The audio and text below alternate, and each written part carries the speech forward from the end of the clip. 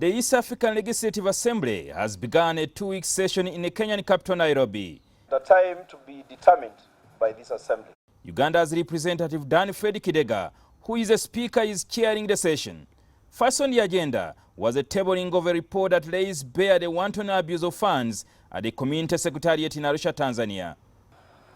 All the reports have pointed out the issues and flaws at the EAC, but the EAC Council of Ministers had not addressed most on the issues.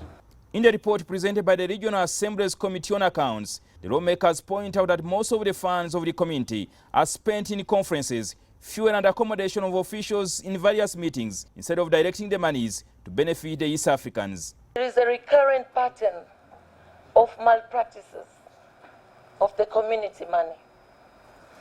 Are we delivering the objectives that we had promised when the East African community was being re-established?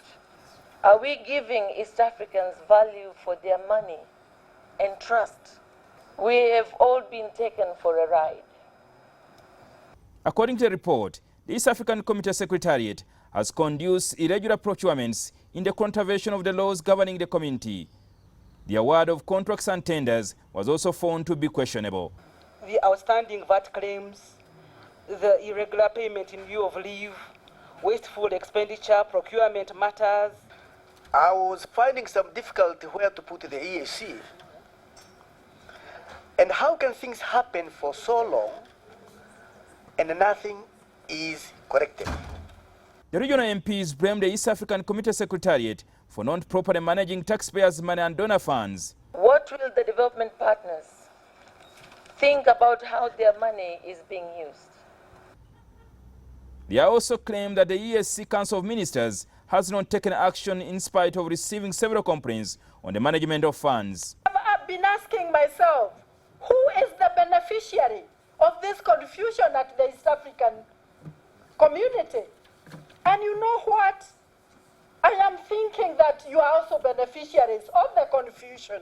Because the Secretary General was the chief auditee, he used to frustrate the functional side of the internal audit. The Secretary General of the East African Community, Liberty Mufumukeko, downplayed the report, saying it had captured issues that had already been resolved. This report, to me, is, I would say, almost about history. Mufumukeko said the EAC Directorate of Finance has recently passed international standards of best practice. This certification is not given by EAC.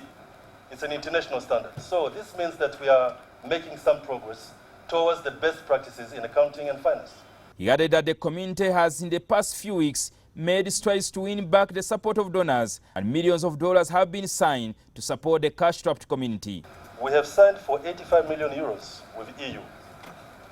I signed 1 week ago for $194 million with USA.